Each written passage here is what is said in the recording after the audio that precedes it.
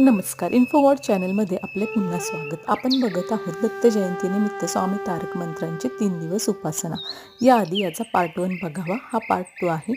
तर पार्ट 1 मध्ये आपण बघितलं की 12 डिसेंबरपासून ते 14 डिसेंबर 2024 पर्यंत 3 दिवस स्वामी तारक मंत्र हा 36 वेळा म्हणजे एकूण 108 वेळा म्हणायचा आहे.